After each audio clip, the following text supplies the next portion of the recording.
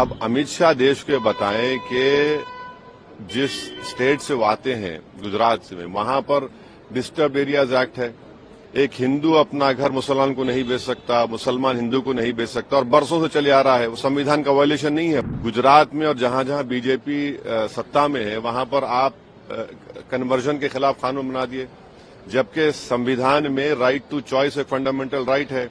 आप कौन होते किसी को रोकने के लिए मजहब तब्दील कोई कर रहा है? तो बीजेपी जहां जहां सत्ता में है वहां पर संविधान के खिलाफ काम कर रही है। कि अमित शाह और बीजेपी में एक डिस्क्रिमिनेटरी उनके पास एक पॉलिसी है मुसलमानों के खिलाफ, और भारत के संविधान में फ्रीडम ऑफ रिलीजन एक फंडामेंटल राइट है। क्रिमिनल लॉज जो है वो तो क्रिमिनल लॉज हैं।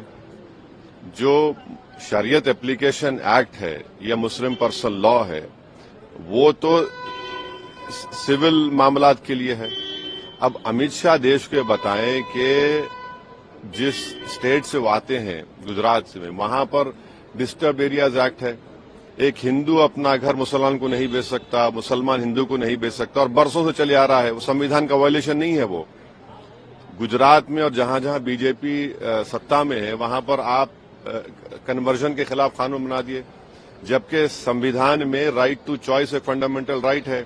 आप कौन होते किसी को रोकने के लिए मजहब तब्दील कोई कर रहा है? तो अगर आज बाबा साहब अम्बेडकर जिंदा होते तो उनको कहते लोग कि भाई आप नहीं बदल सकते अपना रिलीजन।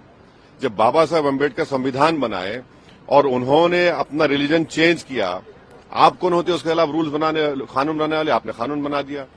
आपने लव जिहाद के ऊपर कानून बना दिया। बीजेपी जहां जहां सत्ता में है वहां पर संविधान के खिलाफ काम कर रही है। गोवा में बीजेपी की सरकार है, वहां पर कानून ये है कि अगर कोई 25 साल और 30 साल के दरमियान में कोई हिंदू महिला है, वाइफ है, और अगर वो इस उम्र के दरमियान में बेटे को जन्म नहीं देती है तो उसके हस्बैंड को दूसरी शादी करने का राइट है। उसको निकलवाइए। आप कानून बना रहे हैं कि कौन क्या खा सकता है, क्या नहीं खा सकता। आप हरियाणा में गौरक्षक को पुलिस पावर्स दे रहे हैं, वो पकड़े और मारे लोगों को। ये संविधान में है क्या? ये तो ये साफ जाहिर होता है कि अमित शाह और बीजेपी में एक डिस्क्रिमिनेटरी उनके पास एक पॉलिसी है मुसलमानों के खिलाफ, और भारत के संविधान में फ्रीडम ऑफ रिलीजन एक फंडामेंटल राइट है। आर्टिकल 26 में रिलीजियस डिनोमिनेशन को इख्तियार है कि अपने मजहबी इदारों कायम करे। तो ये दोनों फंडामेंटल राइट्स का वायलेशन कर रहे हैं। और क्या यूसीसी में सिर्फ डायरेक्टिव प्रिंसिपल का यूसीसी है? डायरेक्टिव प्रिंसिपल में यह भी लिखा गया कि भारत में तिरस्सों से सबको बांटा जाए। डायरेक्टिव प्रिंसिपल में भी कि शराब पर पाबंदी आयद कर। हमेशा शराब पर पाबंदी क्यों नहीं आयद करते पूरे देश में? चलिए करिए, क्यों नहीं करते आप?